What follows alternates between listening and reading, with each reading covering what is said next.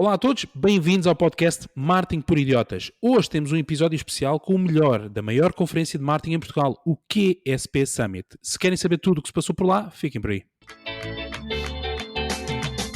Olá a todos, sejam então muito bem-vindos ao podcast Marketing por Idiotas, o vosso podcast de marketing, negócios e tecnologia favorito. Olá Diogo. Alô. Olá Miguel. Alô. E olá Fred. Fred? Olha, o Fred.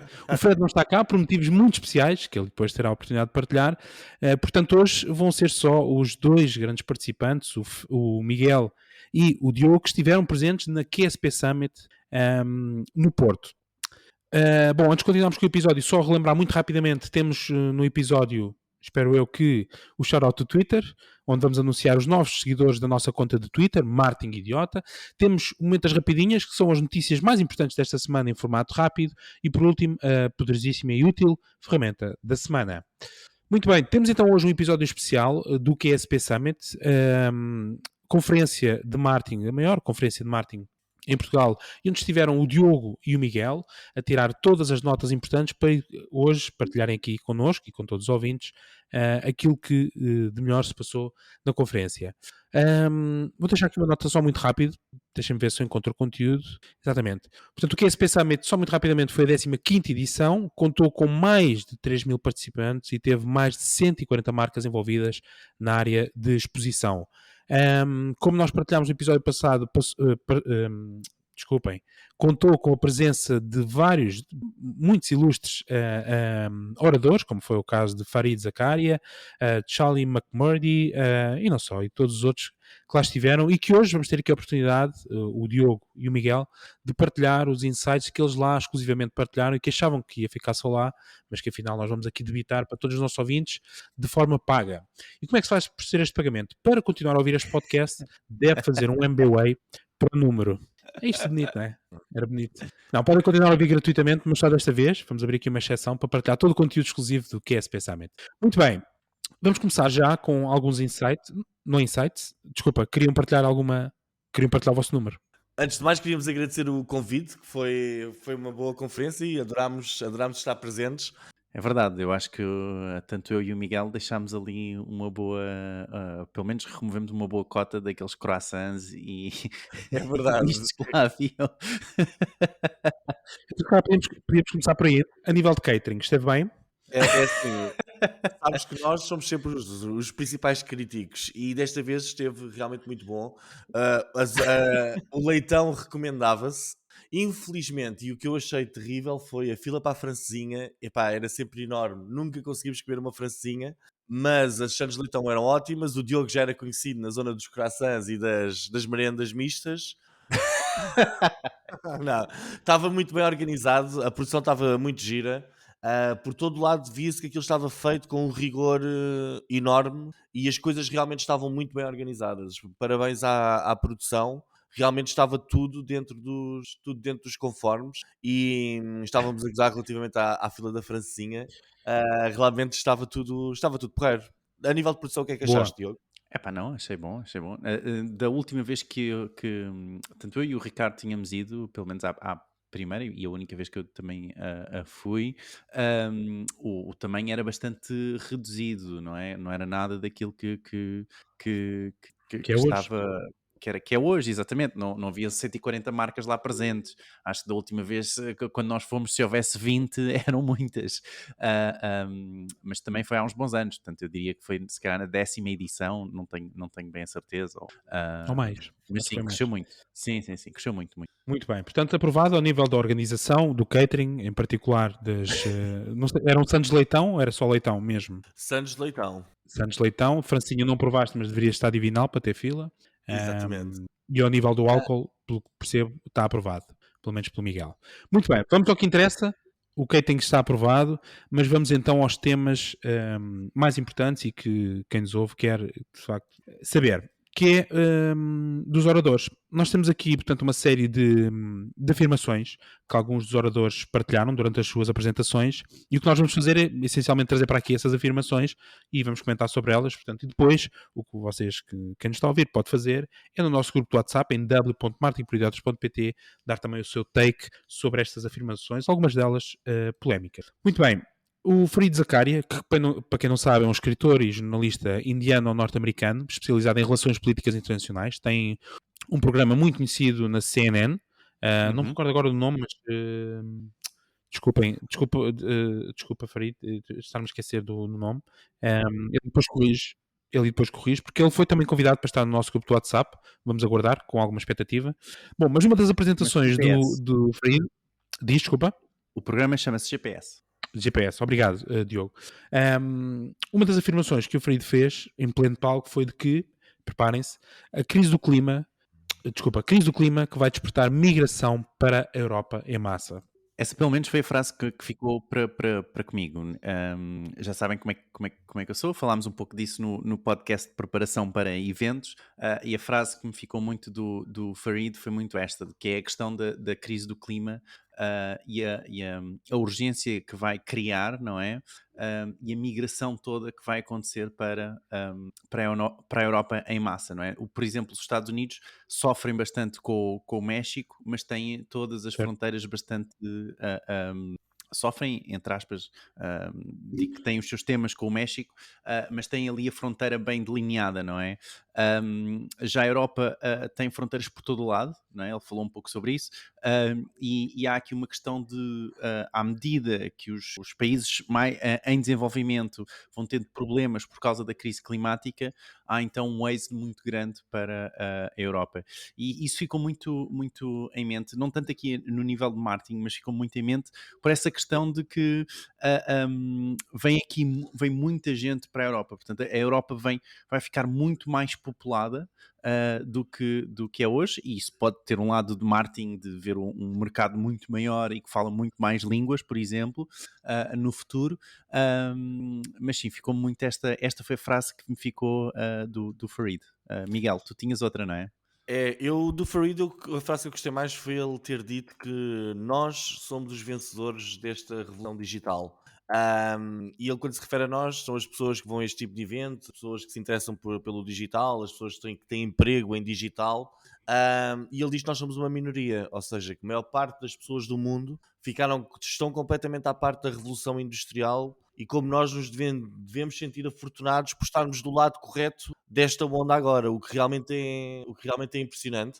Eu já tinha obviamente pensado nisso, e acho que qualquer um de nós já pensou disso dessa forma, mas gostei de ver uma personalidade destas dizer isso dessa forma, que é, isto houve aqui uma grande onda, varreu tudo, e nós somos os tipos que estão a surfar a onda, e isso para mim foi porreiro ter ouvido, e agora temos de encontrar formas de ajudar as pessoas que não estão a surfar esta onda a surfar ainda também, que é para conseguirmos todos desenvolvermos. Eu gostei do Fareed porque ele foi muito... foi um discurso muito a tentar criar aqui uma onda otimista em relação a isto tudo e à forma da evolução do mundo, que acho que foi porreiro. Ele é um orador excelente, é um orador incrível. Ouvi-lo falar, literalmente as pessoas estão todas coladas a ouvir aquilo que ele está a dizer, é uma coisa incrível. Achaste isso? Sim, sem dúvida. Um dos melhores oradores que já ouvi na vida, sem dúvida. Boa. Temos aqui uma afirmação do Charlie McMurdy. Para quem não sabe quem é, como era o meu caso, o Charlie serviu por 32 anos na Polícia Metropolitana Britânica, onde estabeleceu e liderou um órgão nacional de capacidade de fiscalização de crimes cibernéticos de classe mundial para o Reino Unido. Hoje em dia ele é consultora na PwC sobre crimes cibernéticos. Bom, a afirmação da Charlie foi de que o cibercrime aumentou mais de 75% após o Covid. Nós temos aqui uma imagem que foi algum de vocês que tirou a capa, presumo eu, com um telefone de média qualidade, mas conseguiu mesmo assim retirar alguns dados interessantes, nomeadamente os 6,4 bilhões de e-mails falsos que são enviados em todo o mundo a cada dia, ou os 6 trilhões de dólares que é o estimado custo do cibercrime para a economia global em 2021, e depois tem aqui mais uma série de dados que eu acredito que vamos partilhar no nosso grupo do WhatsApp, mas nomeadamente os 146 dias, que é a média de números que um atacante fica dentro de um sistema quando consegue, portanto, entrar no sistema, e até que seja detectado passam 146 dias. E há muito mais dados muito interessantes, mas fica aqui para reter que o cibercrime aumentou mais de 75% após o Covid. Qual é a vossa opinião sobre esta afirmação? Bem, para mim o que A mim ficou-me logo esta questão, não é? De nos protegermos. Eu, pelo menos, tenho imensos sites no qual coordeno no seu desenvolvimento e o qual dou apoio. E muitos em WordPress, que sabemos que é um dos sistemas mais inseguros do mundo e mais atacados no mundo, não tanto pelos inseguros, mas pelos mais atacados, sem dúvida. E vem-me logo a ideia de nós temos que nos proteger sobre isto, porque não sabemos quem é que está a entrar, quando está a entrar, quais as estratégias, não é? Ela partilhou imensos casos durante a palestra. Muitas vezes são só crianças, são literalmente crianças a brincarem e estão a fazer as coisas por diversão e acabam por fazer estes resgates. Outras vezes não, outras vezes são crimes organizados, são células organizadas. Mas sim, ficou muito a ideia de que há que proteger-nos o máximo possível. O two-way, como é que é? Two-factor authentication Sim. tem que ser implementado em tudo que vocês tiverem. Por exemplo, se vocês têm contas de Google Ads, Facebook Ads, vocês ponham um two-way authentication, two-factor authentication, não é? Porque, por exemplo, isso vai proteger imenso a possibilidade de alguém conseguir entrar na vossa conta. E claro que isso estamos a falar dos maiores, a Google, o Facebook, por exemplo, que são os maiores e que também, como sendo os maiores, são os maiores alvos de ataques, segundo ela, porque é onde, pelos vistos, os cibercriminosos mais se divertem tentando atacar os que mais reputação têm no mercado. São também os mais difíceis, não é? Mas pensem no vosso site, pensem na vossa, no vosso lado. Ela referiu também um ponto que também que me deixou muito alerta, que é, por norma, a principal forma de ataque, a que mais resulta, é o ser humano, é através do ser humano. Então, desde ver de onde é que as pessoas estão a fazer o seu dia-a-dia, saber exatamente o dia-a-dia daquelas pessoas. Ela deu um exemplo de um banco, por exemplo, de uma célula que tentou, que mapeou todo o dia-a-dia de todos os empregados dentro daquele banco, não é? E depois, e os nomes e moradas, etc. E depois, através de toda essa informação, não é? Conecta os vários pontos, sabem onde é que essas pessoas estão, através das redes sociais, etc.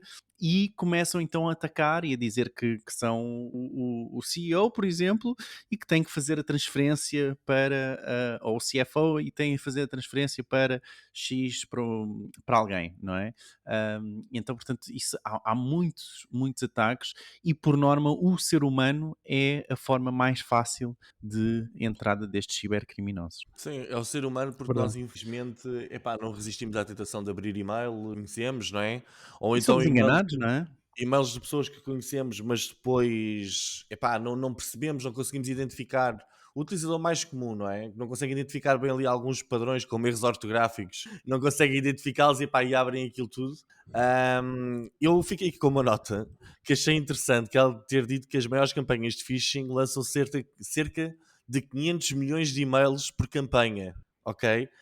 Quer dizer que o príncipe da Nigéria é um dos maiores especialistas em e-mail marketing, em conseguir servir rapidamente um grande número de e-mails sem ir parar ao spam, o que eu acho que é incrível. Estas pessoas, se usassem estes talentos para lançar campanhas legítimas, eu acho que eles poderiam ser muito bem sucedidos, e acho que realmente a cibersegurança é um problema enorme. E eu aprendi uma lição relativamente à cibersegurança há uns anos atrás.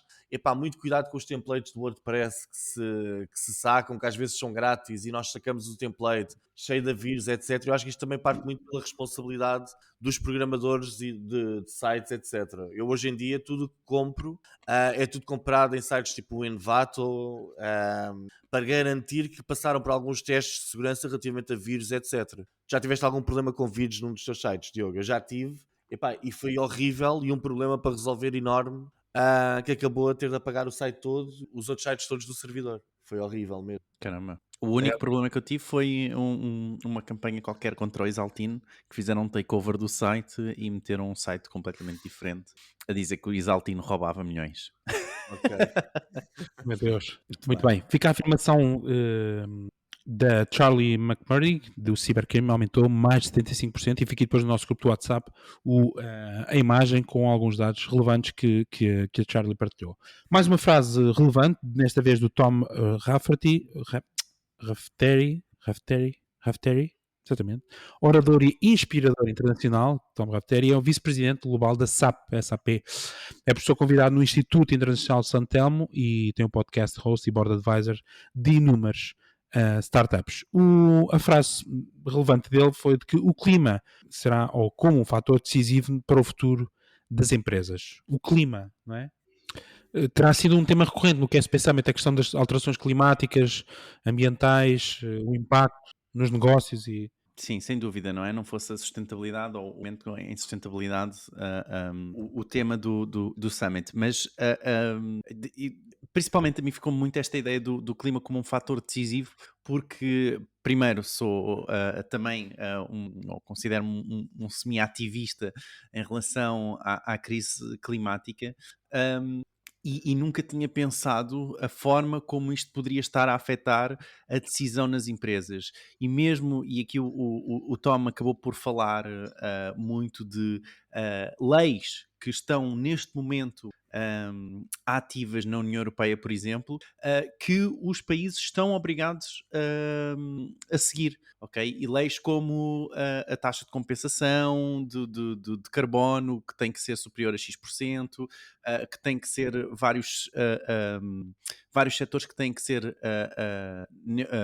carbono neutro em 2030, por exemplo. Portanto, isto para dizer o quê? Que há várias leis, há vários processos sobre o clima que estão a afetar a decisão das empresas. Portanto, se vocês, por exemplo, tiverem a lançar um serviço de servidores gratuitos, não, um serviço de servidores verdes, não é? Green, não é? Em energia renovável, por exemplo, isso é um negócio muito favorável para este futuro, porque as empresas necessitam obrigatoriamente de se transformar. Okay? E nós acabamos depois até por ver isso na palestra mais à frente sobre a L'Oréal e o quão a L'Oréal se está a transformar também afetada pela crise climática, não é? E isso foi realmente um ponto que ficou bastante do Tom. Miguel? Boa, Eu Miguel. que gostei muito do que ele disse, e talvez tenha sido as coisas que me impactou mais sobre isto tudo, é que epá, realmente é importante o trabalho dos ativistas ambientais e tal, e lutarem contra estas alterações e fazer as manifestações, etc. Mas que a grande alteração ou o grande impulsionador deste movimento não são as pessoas e são os bancos. E como? Os bancos aumentaram brutalmente as taxas de juros para novos projetos que envolvam petróleo e energias não renováveis, não é? Por exemplo, se eu quero abrir uma plataforma petrolífera a algures, os bancos aumentaram as taxas de juros porque já consideram que estes negócios não são sustentáveis a longo prazo. Então, o que há uns anos tinha uma taxa de juros de 2 a 3%, passou para 20%. E isso fez uma regulação no mercado que agora os bancos começam a prestar dinheiro para projetos baseados em energia eólica, energia solar, com taxas muito baixas de juros, o que faz com que esses projetos tenham acesso a muito mais investimento e muito mais facilmente. E eu gostei imenso de ouvir isso, porque era algo que eu já acreditava, não sabia que era assim exatamente desta forma, mas era algo que eu acreditava profundamente, que é neste mundo capitalista, epá, se é para alguma coisa acontecer a favor do ambiente, etc., tem de ser as grandes instituições bancárias a fazê-lo, e realmente isso já está a acontecer e achei muito interessante este conceito, que não sabia neste momento que seria assim, mas aparentemente já é. Sim, o Tom foi um ótimo orador também. Sim, E sim. trouxe imensos dados para a mesa, e exatamente um processo como nós podemos dentro da nossa empresa também alterar um shift, aliás, fazer o shift para termos práticas mais sustentáveis dentro da nossa empresa e começarmos já essa transformação e não temos que esperar pelo futuro. Falou também sobre a taxa de carbono que em princípio virá aí no futuro, não se sabe exatamente quando, mas que poderá ser aplicada no futuro, portanto foi mesmo muito, muito... Sim, e gostei do que ele disse de, epá, se o nuclear é o que nós temos agora para diminuir o carbono, epá, vamos para o nuclear. Se agora o que nós temos é energia solar, epá, pode não ser boa, mas vamos. Ou seja, começar já a fazer pequenas substituições para conseguirmos mudar um bocadinho o mundo, não é? Acho que gostei também desta intervenção que ele teve, porque foi uma intervenção não tão conceptual, mas mais realística do que é que nós podemos fazer agora e o que é que está a acontecer neste momento. Boa. Muito bem. Tenho aqui mais uma tirada do Farid. Vou ler em inglês e depois vou fazer meia tradução para português e vocês corrigem se estiver errado. Em inglês, ele disse: Knowledge work, depois entre comilhas, online gap, is increasing from the hand work. Portanto, o que eu presumo que ele quer dizer é que, tanto o trabalho de conhecimento, e ele estava a falar especificamente do online, a diferença entre esse trabalho está a aumentar em relação ao trabalho manual. Será isso? Disse-o bem? É isso mesmo, é isso mesmo. Pelo menos foi isso que ficou. Epá, mais uma vez, ele teve. Portanto, isto foi um segundo painel que aconteceu. Nós tínhamos a possibilidade de escolher vários painéis. Eu escolhi este especialmente do Farid. Acho que o Miguel escolheu outro. E um dos pontos, ele falou um pouco sobre como os países tinham lidado com o Covid e como os Estados Unidos, por exemplo, não lidaram tão bem. Mas um dos pontos que também ficou foi muito esta questão do gap que está a existir entre este fosso que está a existir entre este trabalho de conhecimento e o trabalho manual, e segundo ele, que tem a tendência de aumentar. Isso ficou muito na cabeça de, pá, não sei exatamente se concordo, porque acho que o trabalho manual vai começar a ser tão único, que acaba por ter um valor adicional. Sim, basta mandares vir um pedreiro cá à casa para tratar aí da casa de banho e tu percebes como o trabalho manual está valorizado neste. Pois, mas eu não tenho a certeza, é essa a minha questão. Eu questiono-me um pouco aí nesse sentido, porque eu não tenho a certeza do quão o trabalho de conhecimento, não é? Este knowledge work que ele fala, aqui em Portugal nós estamos a receber assim tão bem. Não é? Se fosse nos Estados Unidos, por exemplo, se calhar já seria um pouco diferente, não é? E acho que é um pouco a realidade que ele está, de onde ele está e de que ele está a falar. Porque ele recebe literalmente milhões, não é? Comparativamente ao pedreiro, por mais pedreiros que ele contrate, vai continuar a estar à vontade em ter uma casa de banho ou duas ou três ou cinco novas, e ele ainda vai continuar a receber os seus milhões. Não é? E o que ele faz, por exemplo, é knowledge work. Não é? Ele trabalha só sobre a informação. Ele não está a ter um trabalho manual. Portanto, e ficou-me um pouco na cabeça. Mas sim, não sei se é um pouco adaptado à nossa realidade aqui em Portugal, mas ficou. Se calhar aqui é invertido. É o trabalho de conhecimento começa a ser cada vez mais mal pago e o trabalho de manual. Não, mas pronto, Não sei, acho que não. percebe-se aí, estou a brincar, mas percebe-se a ideia dele. Muito bem. Bom, mais uma frase relevante, neste caso da Jane Thomason, uma empreendedora, autora, investidora, consultora e líder de pensamento em blockchain, DeFi, NFT e metaverso, com foco nos seus impactos sociais, e a afirmação dela é precisamente neste universo. E ela diz que mais de 170 empresas a investir, a criar o seu metaverso. Portanto, existem mais de 170 empresas a investir ou a criar o seu metaverso. Isto é um tema, presumo que também tem sido um dos temas com alguma abordagem nas conferências.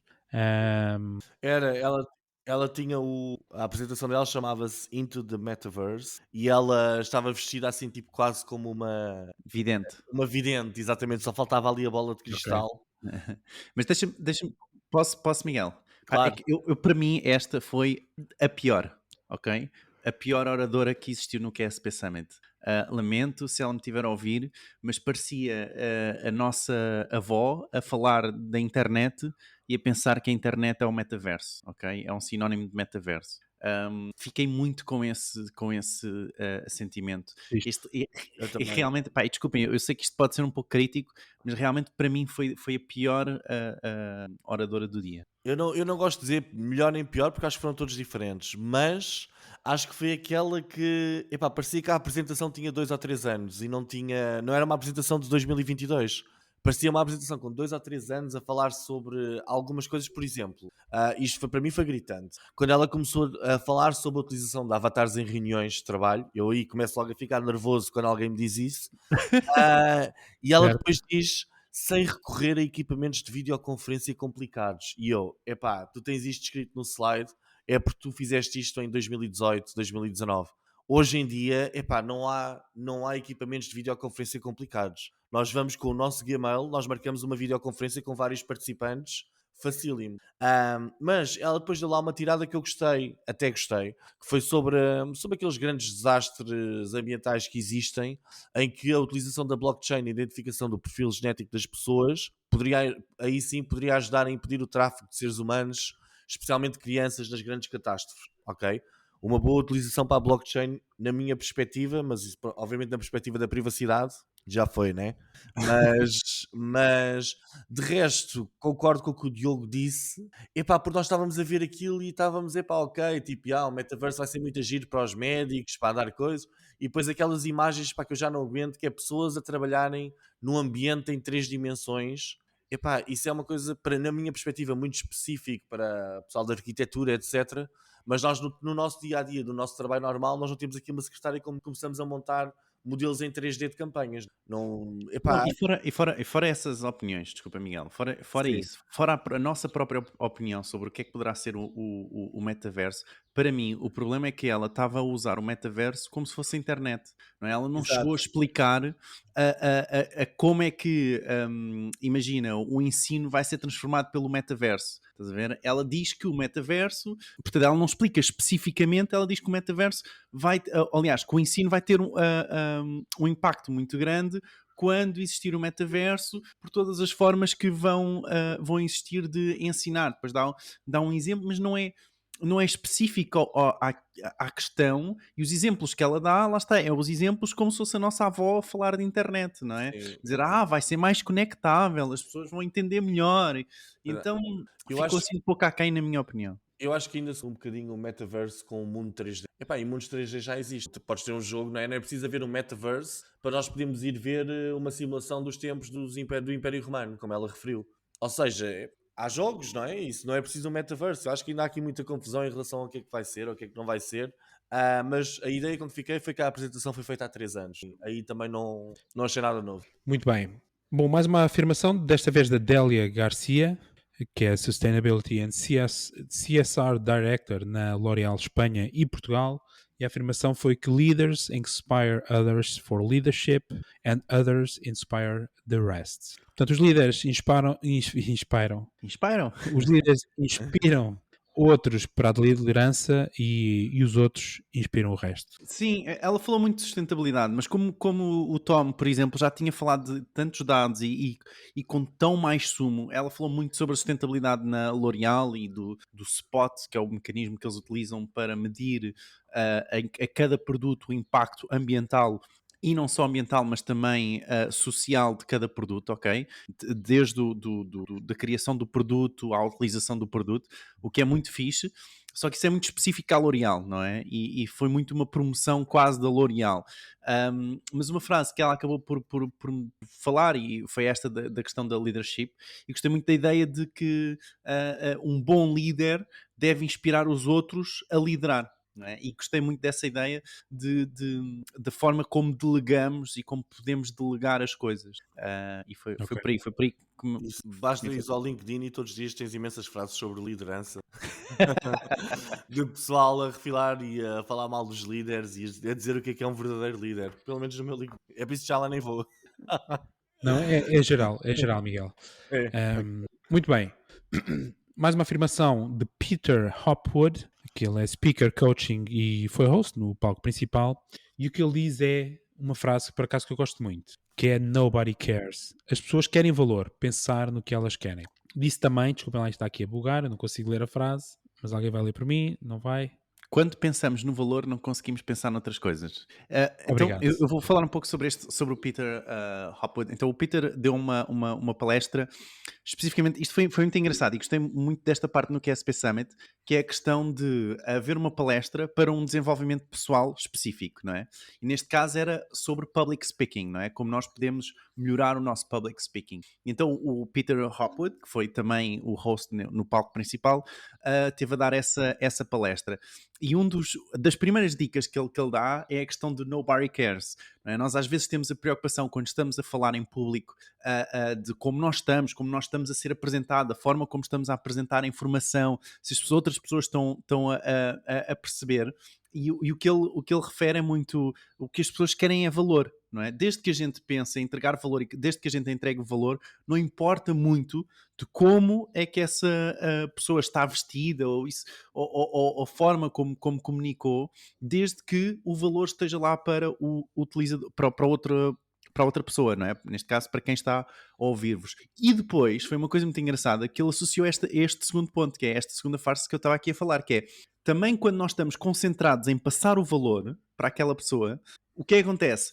Se nós estamos a pensar no valor, não estamos a pensar noutras coisas, não estamos a pensar em nervosismo, não estamos a pensar se a mensagem está a ser clara, se eu estou a dizer muitas asneiras, se eu estou a fazer figura de parvo. Não, estamos a pensar em dar valor. E como estamos a pensar em dar valor, o nosso cérebro não está a pensar noutras coisas. Então, quando nos ocupamos a pensar em dar valor, ok?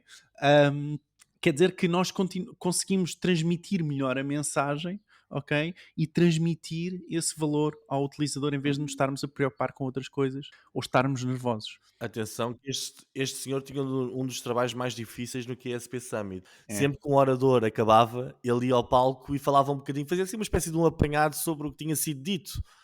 Mas sempre que ele chegava, Boa. as pessoas literalmente levantavam-se e iam-se todas embora. E ele continuava a falar e com energia incrível, como se tivesse toda a gente a dar-lhe uma ovação de pé. Realmente ele também era um bom orador. Boa, então quem se levantava e ia embora não recebia verdadeiramente o valor que ele entregava e que vocês os dois puderam presenciar. Mas eu gostei, olha, não estive com ele, mas eu gostei do Nobody Cares. Exato. E daquilo que o Diogo acabou de expressar, do que ele queria dizer da questão do valor, quando se está a entregar valor, tanto quem está a receber como quem está a dar, de facto, concentramos nisso e não em tudo o resto que é só. Muito bem, pegámos aqui algumas tiradas do primeiro dia, vamos passar para o segundo dia, pode ser. Vamos a isto. O segundo dia foi um pouco mais curto, não é? Temos aqui uma afirmação do Rory Sutherland. O Rory é vice-chairman da Ogilvy Group e autor do livro Alchemy, The Surprising Power of Ideas that Don't Make Sense, e mais recentemente de Transport for Humans. É fundador do Behavioral Science Practice na Ogilvy e também é colunista da Management Today, Insights e da Spectator. A frase do Rory é Human Behavior. Desculpa estar a dizer em inglês, mas a nossa audiência é mais do que instruída para saber falar inglês, francês e alemão da Bavária. Human behavior is quite different from economical behavior. Gostamos de comportamento económico porque faz sentido e nós gostamos de coisas que fazem sentido. Expliquem lá isto. Então, o que é isto? A ideia de que nós conseguimos tentar moldar a nossa oferta de uma forma económica e de uma forma em que estimulamos um comportamento económico, não é? Por exemplo, de uma forma económica, baixar o preço, por norma, deverá aumentar as vendas, ok? Porque o preço é mais baixo, então há mais pessoas que têm a possibilidade de comprar o produto, ok? Só que não é assim que o mercado funciona. Pronto, ele depois acaba por explicar e dá muitos... Dá o exemplo, por exemplo, da Black Friday, que não é só uma questão da baixa de preço, é a questão do ser daquele dia, não é? Se nós baixássemos, se aquele retalhista baixasse os preços da mesma forma, todos os produtos noutro dia diferente, já não teria se calhar as filas que teria ou que tem na Black Friday. Portanto, há outros aspectos sociais que estão aqui em jogo. E coisa que o comportamento económico, não é? Não prevê e não tem em consideração. Então ele estava a explicar a questão sobre... Bem, dizer também que isto foi a melhor palestra de todo, para mim, na minha opinião, foi a melhor palestra de toda a conferência. Portanto, ele disse muitas coisas, foi muito difícil para mim destacar apenas uma frase, mas foi esta que ficou. E o que ele tentou explicar aqui foi que nós, seres humanos, não é? Nós, marketers, ok? Temos esta ideia de tentar explicar as coisas com um comportamento económico, não é? De uma forma económica e que faz sentido, porque nós, seres humanos, gostamos de coisas que fazem sentido. Ok? Mas nem tudo faz sentido. Eu gosto muito também do exemplo que ele deu sobre as duas máquinas de lavar, não é? Onde de lavar louça, ok? Onde ele dá um exemplo, não é? Põe uma imagem, estão aqui duas máquinas de lavar louça. E diz, agora, qual é que será a ideia que está aqui? E então ele explica que há ideias que nós só conseguimos realmente perceber em retrospectiva. E a ideia de ter duas máquinas de lavar louça, por exemplo, é nunca teres que arrumar os pratos ou os copos limpos, não é? Então tu vais tirando de uma e vais pondo noutra, não é? Portanto, tiras de uma os limpos, sujas e pões na máquina suja, não é? E vais sempre fazendo, não é? Esse círculo. Que é uma coisa muito incrível. Nós às vezes não pensamos, pá, por que raio, porque é que isto será que é uma boa ideia ou não? Portanto, e lá está, ele é um exemplo daquelas ideias que só faz sentido em retrospectiva, não é? Quando nós já sabemos o que é que está ali por trás, que não estamos habituados a pensar, não nos deu aquele clique, não é? E muito aqui a ver com esta questão de que o comportamento humano é muito diferente do comportamento económico, ok? E nós só gostamos, lá está, do comportamento económico e queremos explicar as coisas como um comportamento económico, mas por vezes somos só humanos. Eu do lado dele, eu achei também acho que esta foi talvez a melhor palestra do QSP Summit. Eu gostei muito quando ele começou a falar sobre a relatividade da percepção de preços, etc. E deu lá Uhum. um exemplo muito giro, que foi a Maserati e a Rolls-Royce deixaram de estar presentes em feiras de automóveis porque faziam com que os automóveis parecessem obscenamente caros, ok? Então começaram a passar a estar presentes em feiras de aviões privados, em que metiam lá os carros ao lado dos aviões e já parecia uma compra para os super ricos mais barata, não é? Alterava a percepção de preço. Ao pé de um jato, não é? O que é um Rolls Royce? Exatamente, bora, traz dois. Ou seja, achei interessante e essa ideia, a história da máquina de lavar também achei muito interessante. Porque realmente nós às vezes, como seres humanos, andamos a fazer coisas neste momento sem pensarmos no que é que está por trás do que é que está por trás disso e porque é que as coisas se tornaram um sucesso, não é? Às vezes, Deixa-me rapidamente falar deste exemplo também ele fala dos, se eu não estou em erro, 6 trilhões de libras que foram gastos para ter um comboio que tivesse uma viagem de 45 minutos entre Londres e Paris, ok? Para que tivessem um comboio muito mais rápido, ou acho que o comboio ficava 45 minutos mais rápido, algo assim. Portanto, só que era um investimento muito grande, não é? Portanto, é um investimento de linha, de comboio, etc. E a ideia dele é que é muito mais barato, por exemplo, seria muito mais barato comunicar a questão de os comboios têm mesas e aplicar mesas em todos os comboios. Porquê? Qual era a ideia? Porque uma das coisas essenciais que nós necessitamos para trabalhar durante uma viagem que nunca conseguiremos fazer dentro de um carro é o quê? Uma mesa. Okay? Então, estas ideias pequenas e possivelmente às vezes que possam parecer absurdas ou simples, não é?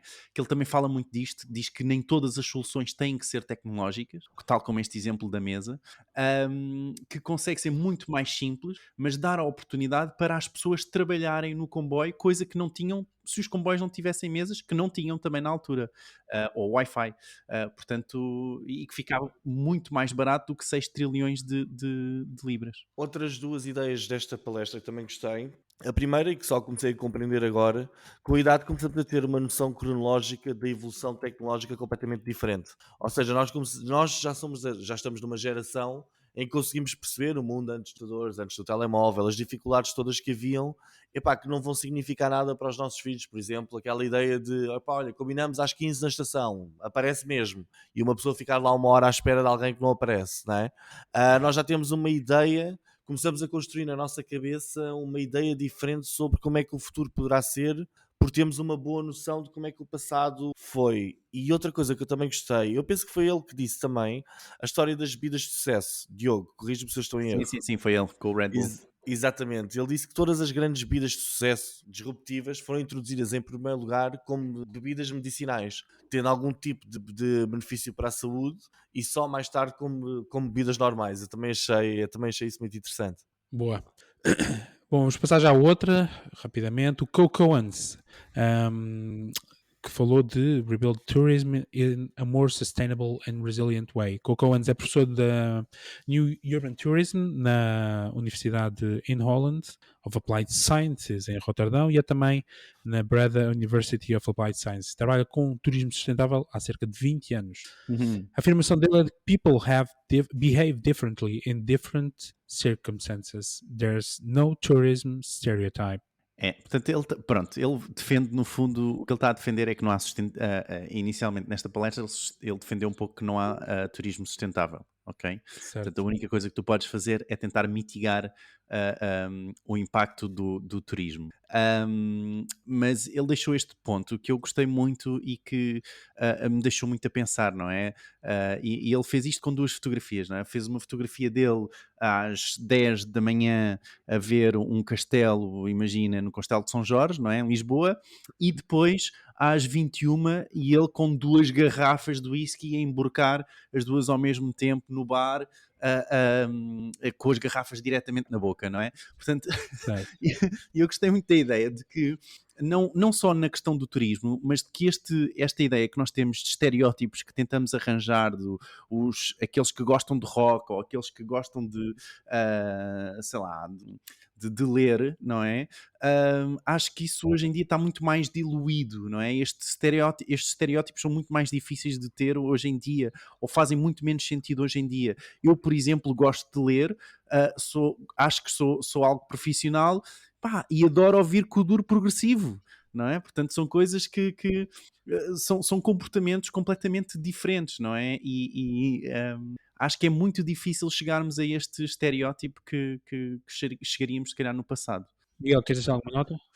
Não, é que há aqui mais uma palestra que eu fui assistir, que o Diogo não foi, que não está aqui no guião, que foi a palestra do Jorge Sequeira e Luís Menezes, ok? O Ready to Dare, que foi sobre o que é que se passa nas empresas, com as lideranças, e se temos um mercado ou uma cultura empresarial que faz com que as pessoas queiram arriscar, etc.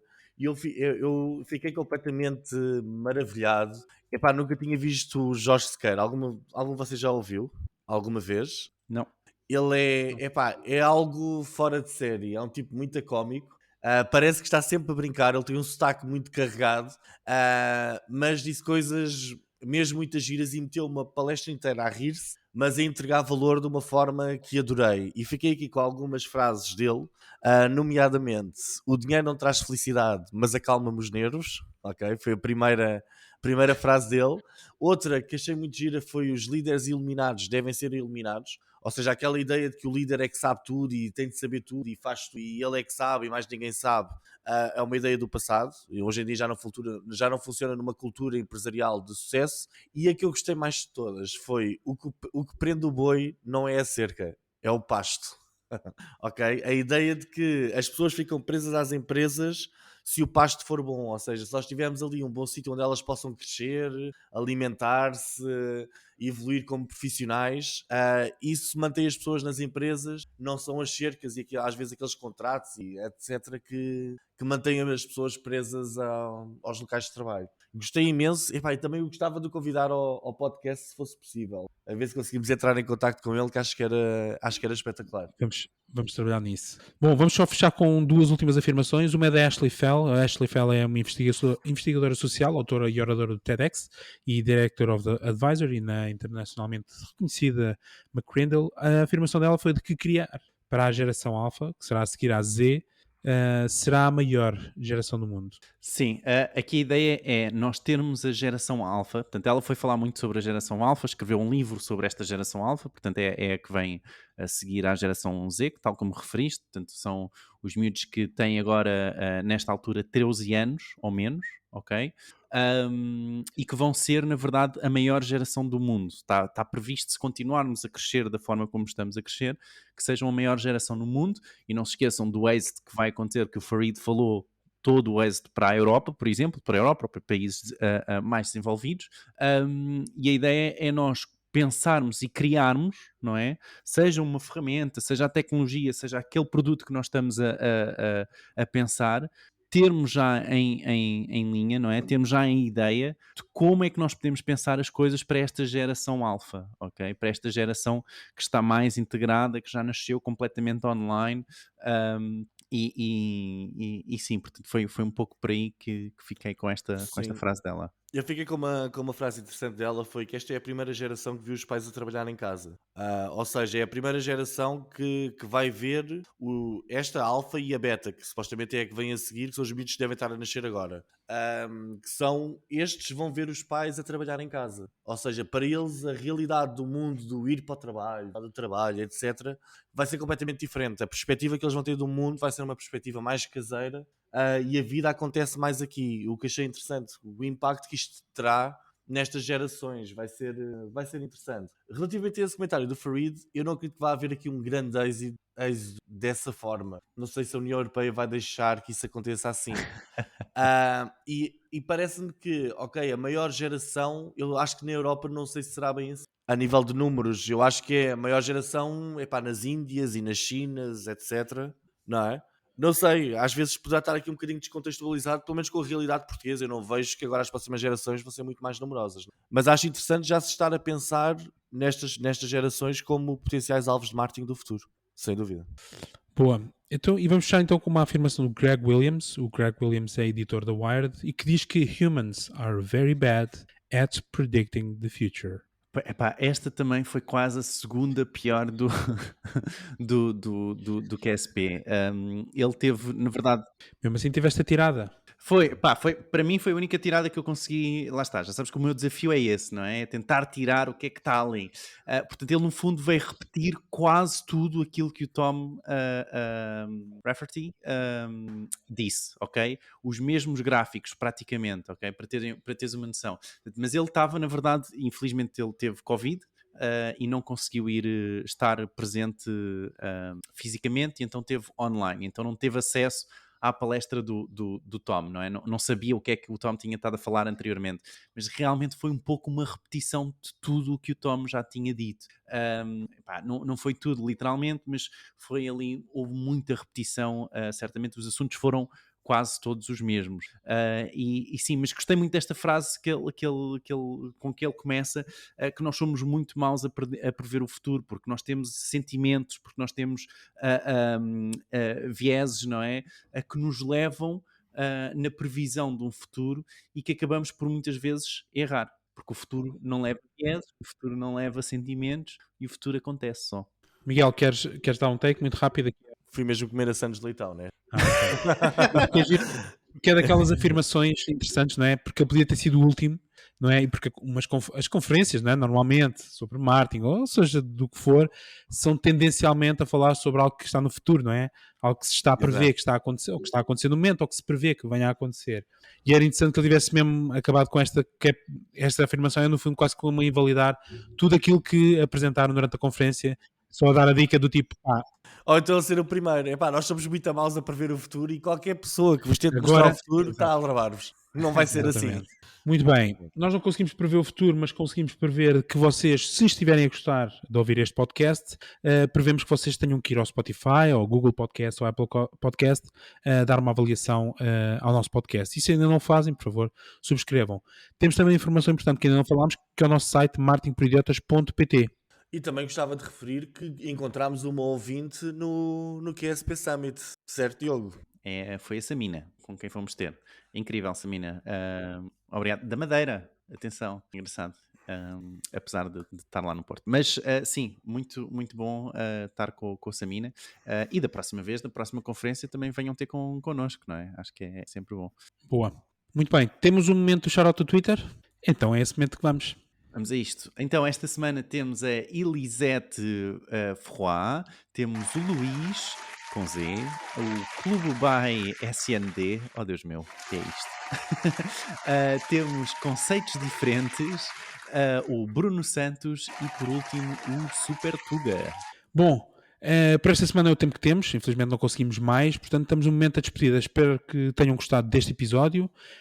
Já sabem que podem aderir ao nosso grupo de WhatsApp em w.marketingporidiotas.pt. Se ainda não fazem, por favor, subscrevam o nosso podcast e deixem uma avaliação, Spotify, Google Podcast ou Apple Podcast. E como quem já habitué sabe, para a semana voltamos a ver, esperamos que já com a presença do Fred, com excelentes notícias para partilhar com todos nós. Por isso até lá, caríssimos amigos, tchau. Tchau.